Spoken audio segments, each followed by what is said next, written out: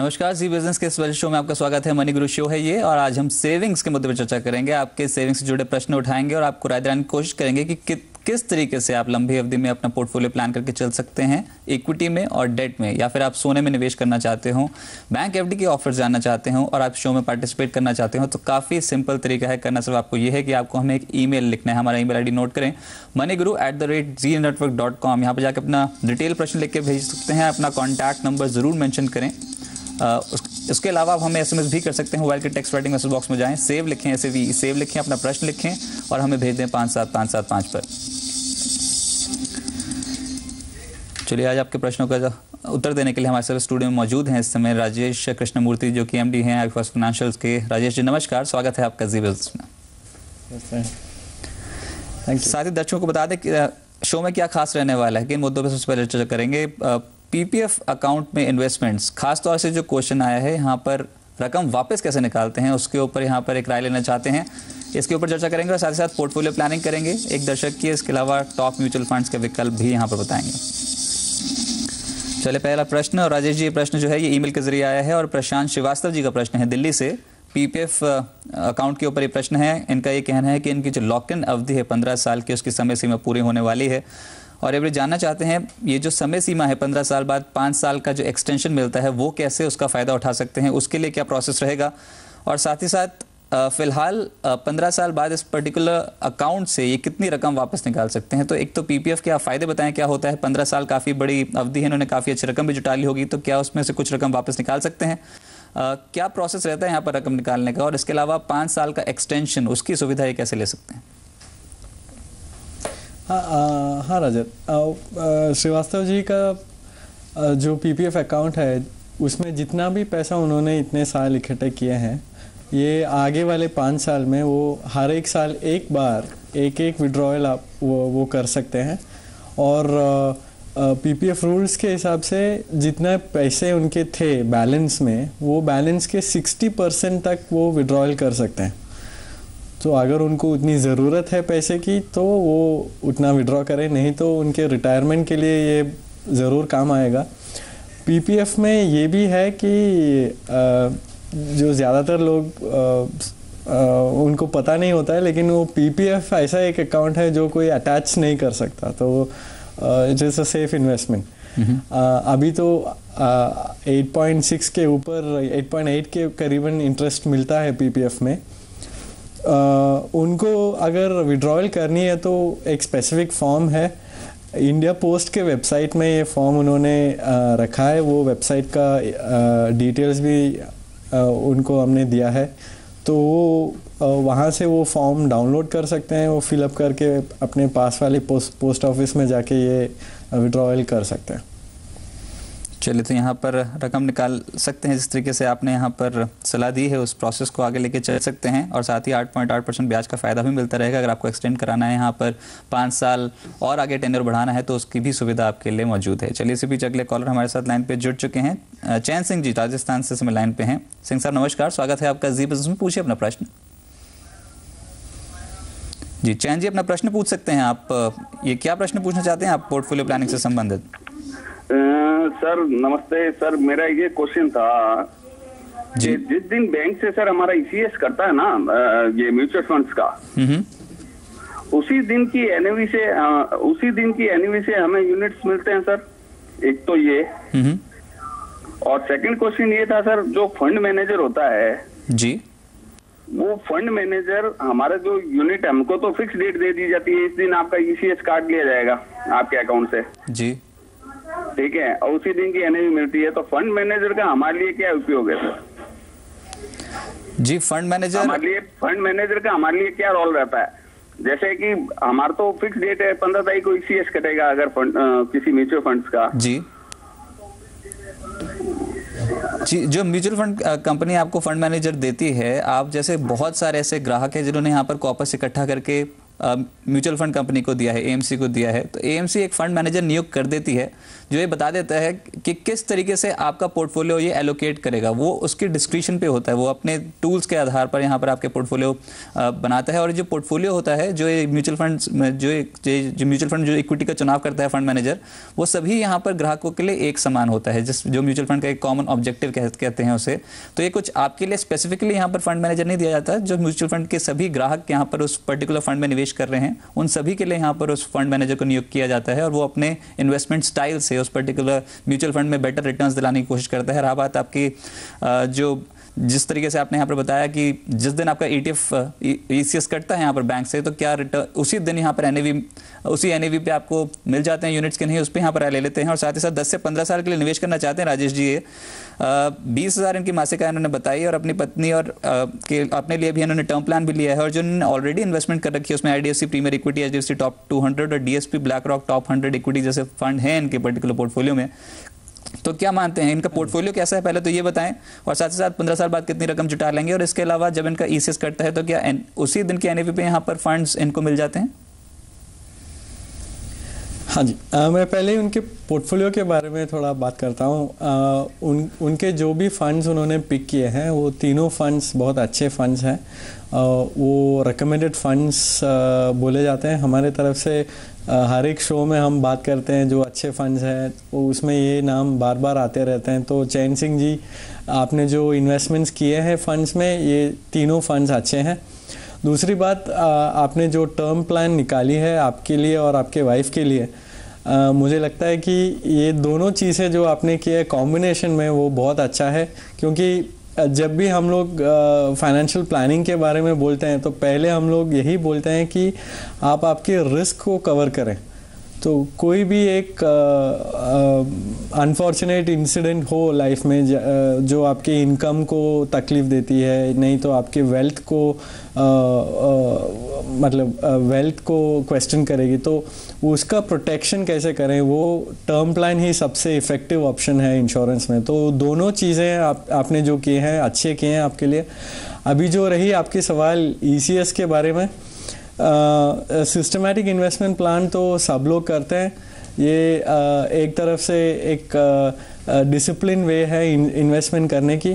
तो जो भी दिन आपके बैंक अकाउंट से अमाउंट कटती है, उस दिन की NAV फंड आपको देगी।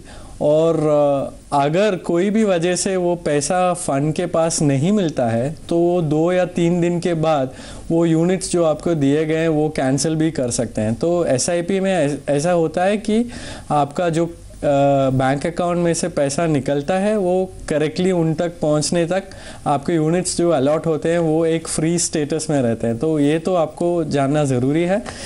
बाकी के तो डिटेल्स रजत ने ऑलरेडी आपको बोल दिया, लेकिन मैं ये भी बोलना चाहता हूँ कि आपने अभी ये पूछा कि फ़ंड मैनेजर क्या करते हैं। मैं इतना ही कहना चाहूँगा यहाँ पे कि आप राजस्थान में हैं, अगर आपको मुंबई आना है तो आप एक फ़्लाइट या एक ट्रेन पकड़ के आएंगे तो आपको दिखता है कि ये फ़्लाइट मुंबई आ रही है या ट्रेन मुंबई आएगी। वैसे ही अगर आपने एक फ़ंड में इन्वेस्ट किया है तो वो फ़ंड का ऑब्जेक्टिव जो है उसमें साफ साफ लिखा है कि ये फ़ंड ऐसा करेगी, यहाँ जाने की प्लान है फ़ंड मैनेजर को। तो आपको पता रहना चाहिए कि कोई भी फ़ंड अगर आपने इन्वेस्ट किया है कि वो इक्विटी में जाएगी, फिक्स्ड इनकम में जाएगी, या दोनों मिला के आपको एक पोर्टफोलियो मिलेगा। तो वो ज़रूरी है आपको जानना। चलिए चैन सिंह जी, उम्मीद है कि आपको राय मिल गई होगी, पर फिलहाल हमको एक छोटे से ब्रेक ले रुकना है, जल्द लौटेंगे। आप देखते रहिए मनी गुरु।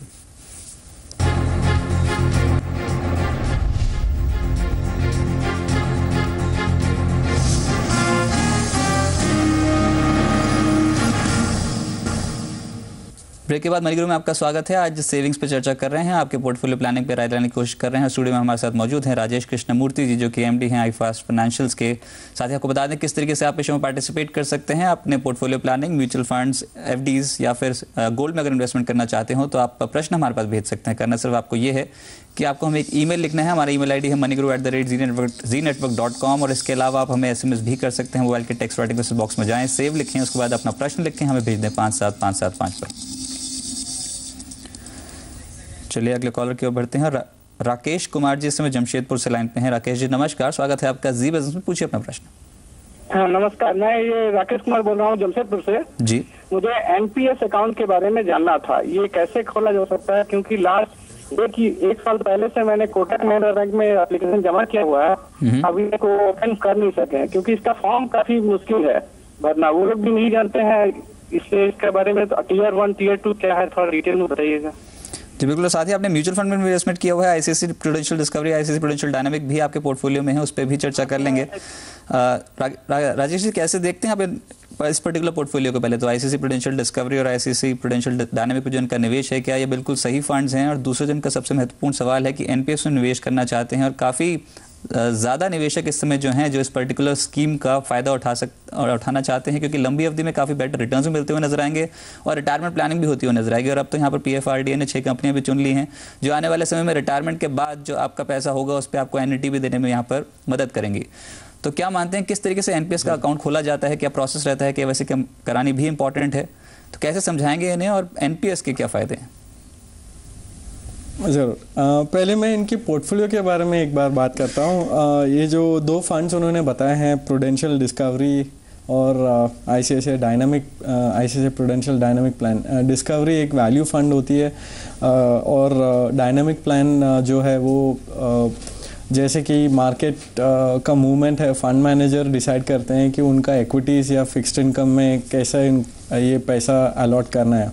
अभी देखा जाएंगे तो डायनामिक फंड ऐसा पोजीशनिंग लिया है कि उन्होंने 90% इन्वेस्टमेंट उन्होंने इक्विटीज़ में करके रखे हैं, बाकी 10% कैश में पकड़ के बैठे हैं। तो इससे जाहिर होता है कि फंड मैनेजर थोड़ा इक्विटीज़ में ज़्यादा कॉन्फिडेंट है, इसके लिए उन्होंने वहाँ पे पैसा अभी फ़ंड का पैसा वहाँ लगा के इन्वेस्ट करके रखे उन्होंने। दोनों फंड्स मुझे लगता है वो कंटिन्यू कर सकते हैं, उसमें कोई इश्यूज़ नहीं है। अगर वो लॉन्ग टर्म प्लान लेके जा रहे हैं तो हर 1-2 साल में अगर वो रिव्यू करें कि वो फ़ंड कैसे जा रहा है और ऐसे ही किसी से क्वेश्चंस पूछे कि ये सही है कि नहीं, मुझे लगता है कि ही इज़ ऑन कोर्स। दूसरी बात ये रही एनपीएस की, बहुत अच्छे विचार हैं। एनपीएस का अकाउंट खोलना ज़रूरी है, ये मैं मानता हूँ कि हर एक सिटीज़न को लेनी चाहिए। अभी तक जो भी डिटेल्स एनपीएस में पीएफआरडी ने दी है एकदम कंफर्टेबल है एक किसी को इन्वेस्ट करने के लिए। महीने मिनिमम 500 रुपीज़ से शुरू कर सकते हैं एनपीएस अकाउंट्स। टीयर 1 अकाउंट है मैंडेटरी अकाउंट, टीयर 2 आप खोल सकते हैं अगर आपको एक अलग से निवेश करके कभी भी फ्लेक्सिबिलिटी चाहिए विड्रॉ करने की, तो उसके लिए टीयर 2 उन्होंने दिया है। लेकिन टीयर 1 अकाउंट मेन अकाउंट है, वो आपको खोलना है, वो मिनिमम 500 रुपीज़ है, मतलब साल का 6000 रुपया मिनिमम आपको भरना है उसमें। एनपीएस इसके लिए मैं मानता हूँ कि आपको खोलनी चाहिए बिकॉज एक तो वो आपके पेंशन्स के लिए बाद में काम आएगी, वो एक बात। दूसरी बात, अगर आप आज इंडिया में कोई भी मार्केट रिलेटेड इन्वेस्टमेंट देखेंगे इक्विटीज़ में एक्सपोजर लेने की, एनपीएस सबसे सस्ता एक्सपेंसेस वाले प्रोडक्ट में आता है। तो मुझे लगता है कि वो 10-15 साल में उसका फ़र्क आएगा ही पोर्टफोलियो के परफॉर्मेंस में। जी, पर ये जो एनपीएस है खोला कैसे जा सकता है? क्या पोस्ट ऑफिस संपर्क करें, वहाँ पर फॉर्म भर सकते हैं, आसानी से यहाँ पर अकाउंट खुल जाएगा?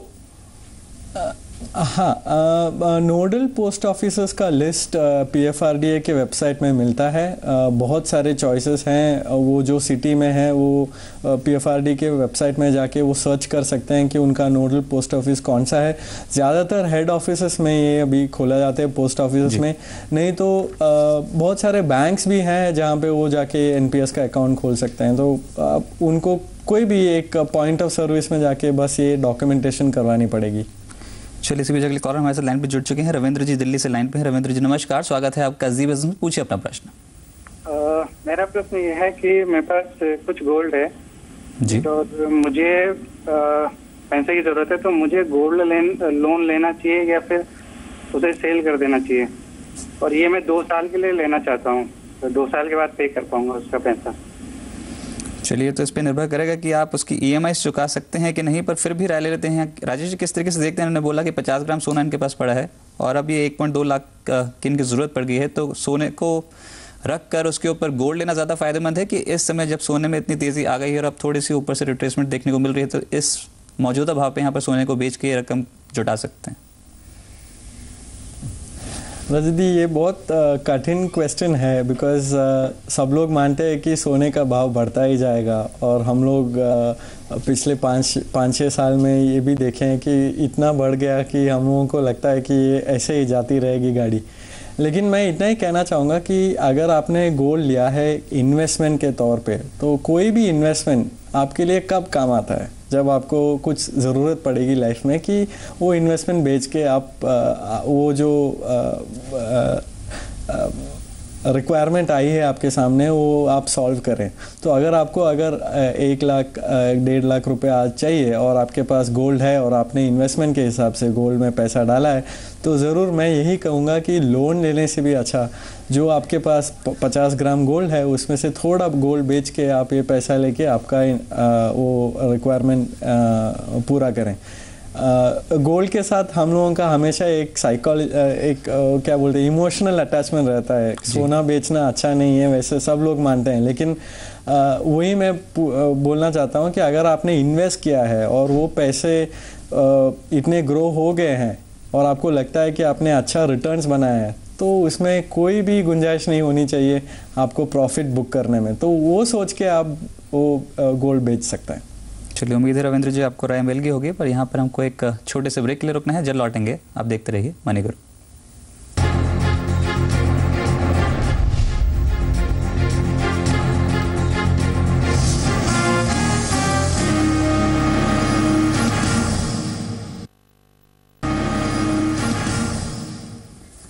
ब्रेक के बाद मनी गुरु में आपका स्वागत है। आज आपके प्रश्नों का जवाब देने के लिए हमारे स्टूडियो में मौजूद है राजेश कृष्णमूर्ति जी, जो कि एमडी हैं आईफास्ट फाइनेंशियल्स के। इसी बीच अगले कॉलर हमारे साथ लाइन पे जुड़ चुके हैं अपना प्रश्न पूछने के लिए। राजेश्वर राव जी इस समय पुणे से लाइन पे हैं। राव सर नमस्कार, स्वागत है आपका। जीवन पूछिए अपना प्रश्न। नमस्कार जी। मैं ये पूछना चाहता हूँ, अभी तक मैंने किसी म्यूचुअल फंड या शेयर मार्केट में इन्वेस्ट नहीं किया। जो भी मैंने इन्वेस्ट किया है सिर्फ रियल एस्टेट में। अभी जो रहता हूँ वो भी घर इन्वेस्टमेंट के तौर पर लिया हूँ, अभी रहता हूँ, और एक घर भी लिया हूँ मैंने, वो भी इन्वेस्टमेंट के तौर पर लिया। मुझे ये सवाल है कि रियल एस्टेट में इन्वेस्ट करना दूसरी कोई इन्वेस्टमेंट से बेहतर है कि या नहीं है? जी चलिए, आपको राय दिला दें। काफ़ी ही इंटरेस्टिंग सवाल है यहाँ पर राजेश जी कि रियल एस्टेट में ऑलरेडी इन्वेस्टमेंट किया, उसका स्वाद चखा और बेहतर रिटर्न्स को मिलते हुए नजर आए, पर अब ये जानना चाहते हैं कि शेयर बाजार में भी क्या रिटर्न्स वैसे ही मिलते नजर आएंगे जैसे रियल एस्टेट में मिलते हैं? क्या आप मानते हैं शेयर बाजार में इन्वेस्टमेंट रियल एस्टेट के मुकाबले बेहतर होता है, या फिर आपका ये मानना है कि अलग अलग एसेट क्लासेस हैं, इसकी तुलना कैसे की जा सकती है? ज़रूर। पहली बात रजत ये है कि कोई भी इन्वेस्टर को इन्वेस्टमेंट जब करते हैं तो उनके डिफरेंशिएशन मतलब समझना बहुत ज़रूरी है। रियल एस्टेट जो हम लोग फाइनेंशियल टर्म्स में बोलते हैं फिजिकल एसेट है, और शेयर्स म्यूचुअल फंड्स वगैरह वो फाइनेंशियल एसेट्स है। फिजिकल एसेट का मतलब ये हुआ कि आप उसको छू सकते हैं, देख सकते हैं, मतलब जैसे कि आपका घर और ये लैंड जो उन्होंने इन्वेस्ट किया है। लेकिन फिजिकल एसेट्स में ये प्रॉब्लम होती है कि जब भी आपको ज़रूरत पड़ेगी आपको इंस्टेंटेनियसली वो किसी को बेच के उसका पैसा कल का कल या परसों मिलना बहुत मुश्किल होता है। और जब भी गिरावट होती है वो एसेट क्लास में, तो कभी भी आपको डिस्ट्रेस सेल करने के भी चांसेस हो सकते हैं। तो अगर सब जगह पे रियल एस्टेट का प्राइसेस अगर कोई प्रॉब्लम हो गया तो कहीं पर भी आपका मकान हो आपको अच्छी प्राइस नहीं मिलेगी।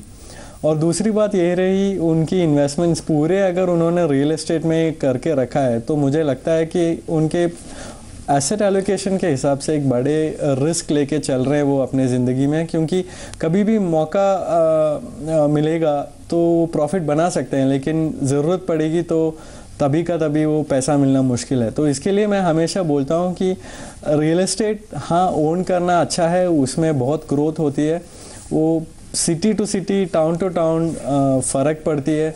मुंबई में अगर एक फ्लैट लेंगे उतना अप्रिसिएशन होने की चांसेस कम है जहाँ पे आप कहीं और जाके लैंड ले लेंगे, तो बहुत रिलेटिव है। लेकिन स्टॉक्स या म्यूचुअल फंड्स उनको यहाँ ये तौर से देखनी पड़ेगी कि मैं अपना फाइनेंशियल एसेट्स में कैसे प्लान करूँ। तो उनके कोई भी मतलब एजुकेशन या मैरिज, ये टाइम पे उनको अगर जल्दी कुछ पैसा चाहिए रहेगा तो कैसे करेंगे। तो returns is not the only question यहाँ पे, liquidity is a very important issue. तो मैं वो हिसाब से उनको बोलना चाहूँगा कि वो दोनों तरफ से अपना इन्वेस्टमेंट्स करते रहें। जी बिल्कुल, अपना लक्ष्य निर्धारित करें, उसके बाद जोखिम लेने की क्षमता निर्धारित करें, उसके आधार पर आप म्यूचुअल फंड्स में नियमित SIP के जरिए यहाँ पर निवेश कर सकते हैं। चलिए इसी बीच अगले प्रश्न की ओर बढ़ते हैं और सतीश सिंह जी का प्रश्न है बिलासपुर से, और ये प्रश्न ईमेल के जरिए है। राजेश जी जानना चाहते हैं NSE में उन्होंने 10,000 प्रति माह निवेश किया है और अब 5 से 6,000 रुपये म्यूचुअल फंड में निवेश करना चाहते हैं हर महीने, और 20 साल के लिए उन्होंने बजाज अलायंस से भी एक बीमा लिया है 3 लाख का। हालांकि उसका जो प्रीमियम है वो थोड़ा ज़्यादा देखने को मिल रहा है, लगभग 15,000 प्रति साल यहाँ पर प्रीमियम भर रहे हैं। तो कैसे देखते हैं, एक तो इतने ज़्यादा प्रीमियम में 3 लाख का ही बीमा मिला है, तो क्या ऑनलाइन टर्म प्लान के लिए ज़्यादा फायदेमंद रहेगा? इन्होंने अपनी उम्र 28 ईयर्स बताई है और म्यूचुअल फंड पर राय लेना चाहते हैं, किस तरीके से म्यूचुअल फंड पोर्टफोलियो डिज़ाइन कर सकते हैं ये? ज़रूर, 2 चीज़ें। पहली सजेशन ये है कि उनको ज़रूर अपना इंश्योरेंस प्लान जो है वो थोड़ा समझना पड़ेगा और डिटेल में, क्योंकि जैसे आपने बताया सिर्फ 3 लाख का इंश्योरेंस कवर के लिए 15,000 का प्रीमियम बहुत महंगा लगता है। आजकल तो 1 करोड़ का प्रीमियम उसके करीब ही होता है, तो उससे कम होता है कभी भी कहीं जगह। तो वो उनको देखनी चाहिए, वो एक बात। और दूसरी बात उनकी इन्वेस्टमेंट्स की एक बढ़िया एग्जांपल है बाकी व्यूअर्स के लिए कि वो बोल रहे हैं कि मैं 20 साल के लिए या 10 साल के लिए इन्वेस्ट करना चाहूँगा। तो लॉन्ग टर्म होराइज़न अगर है और उनका एज सिर्फ 28 है, तो ज़रूर हम लोग यही सजेस्ट करेंगे कि वो अगर उनमें रिस्क लेने की क्षमता है तो वो ज़रूर इक्विटी ओरिएंटेड फंड्स लें। और 2 सजेशंस में उनको देना चाहूँगा। एक रहेगा ICICI प्रूडेंशियल का फोकस्ड ब्लू चिप फंड जो ज़्यादातर बड़े कंपनीज में इन्वेस्ट करता है, और एक रहेगा DSP ब्लैक रॉक का small and mid cap fund. ये 2 फंड्स में वो 40-60% जो इन्वेस्ट करना चाहेंगे, वो 10,000 रुपये वो या 6,000 रुपये, वो 40-60% करके स्प्लिट करके वो इसमें सिस्टमैटिक इन्वेस्टमेंट करेंगे तो वो एक अच्छा पोर्टफोलियो बना सकते हैं अपने लिए। जी बिल्कुल सतीश जी, तो आपको लंबी अवधि के लिए म्यूचुअल फंड्स का रुख करना पड़ेगा और 60% जो पोर्टफोलियो है वो मिड कैप फंड से और 40% लार्ज कैप फंड से बनाना पड़ेगा। 2 फंड्स आपको सजेस्ट कर दिए गए हैं। लार्ज कैप कैटेगरी में ICICI prudential focus blue chip, और मिड कैप कैटेगरी में DSP black rock small and mid cap fund. यहाँ पर नजर रख के चलें और अच्छा मुनाफा आपको होता हुआ नजर आएगा। SIP के जरिए निवेश करें। चलिए राजेश जी, आप हमारे स्टूडियो में आए और दर्शकों के सवालों को जवाब देने इसके लिए बहुत बहुत शुक्रिया। फिलहाल मनी गुरु से बस इतना ही। आप देखते रहिए जी बिजनेस, आपका फायदा। नमस्कार।